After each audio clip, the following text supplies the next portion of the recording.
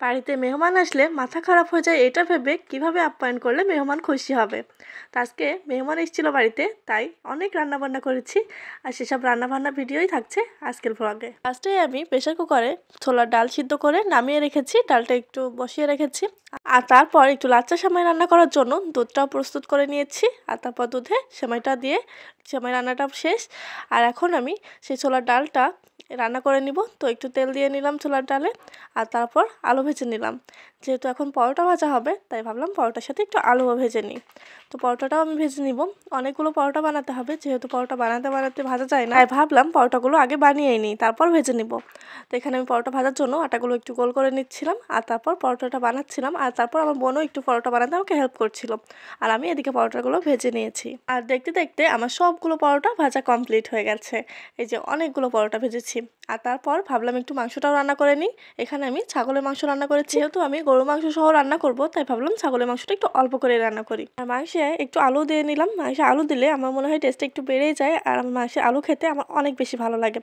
আর অন্য এক চুলায় আমি ভাবলাম বেগুনগুলোও ভেজে নিই, তাই বেগুন ভাজাটা বসিয়ে দিলাম আর এদিকে মাংসটা খুব ভালোভাবে কষিয়ে প্রেশার কুকারে দিয়ে দিব তাড়াতাড়ি রান্নার জন্য, যেহেতু অনেকগুলো রান্না হবে যত তাড়াতাড়ি করা যায় ততই ভালো।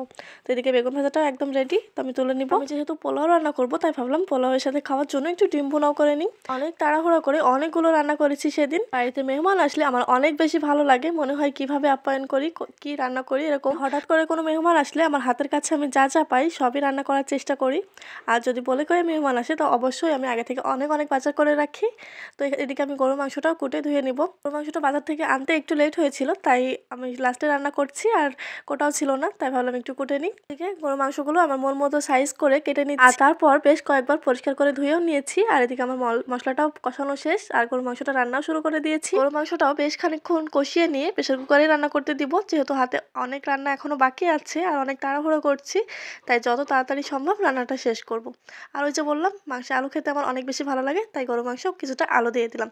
আর এদিকে আমি কিছুটা মাছ হলুদ আর নুন দিয়ে মাখিয়ে নিয়েছি ভাজার জন্য, ওগুলো রান্না করব। আর তারপর আমি 2টা মাত্র ইলিশ মাছ নিয়েছি ছোট ছোট ভাজার জন্য, আর আমার ফ্রিজে মাত্র 2টা ইলিশ মাছ ছিল আর আজকে আমার 2জনই মেহমান আসছে, তাই ভাবলাম মাছ দুটো ভেজে ফেলি। সেটা ভাজার জন্য আমি নুন হলুদ আর শুকনো লঙ্কার গুঁড়ো মাখিয়ে নিয়েছি আর কিছুটা জিরে গুঁড়ো মাখিয়ে নিয়েছি, তারপর ভেজে নিয়েছি। ভাজার শেষে আমি বেশ কিছুটা পেঁয়াজ কুচি করে নিয়েছি আর মাছের মধ্যে দিয়ে পেঁয়াজটাও ভেজে নিব।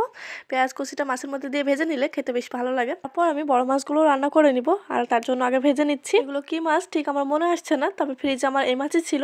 আসলে আমি মাছের ঠিক নামই জানি না, সব রকম মাছ খেলেও আমি মাছের নাম বলতে পারি না কোনটা কি মাছ। খুব কম মাছই আছে যেগুলো আমি দেখে চিনতে পারি। সবগুলো মাছ ভাজা কমপ্লিট আর এরপর আমি রান্নাটাও বসিয়ে দিয়েছি আর মাছ রান্নাটা নামিয়ে তারপর আমি একটু পোলাও রান্না করার জন্য চালটা ভেজে রান্না শুরু করে দিয়েছি। ভাজাটা দেখানো হয়নি, আমার ওই ক্লিপটা নেওয়াই হয়নি। আর তারপর ভাবলাম একটু ঝোল ডালও রান্না করে নিই, তাই একটু মসুর ডাল রান্না করে নিলাম পাতলা করে। আজকে দুপুরের মধ্যে হঠাৎ করে আসা মেহমানের জন্য আমি এগুলোই রান্না করতে পেরেছি।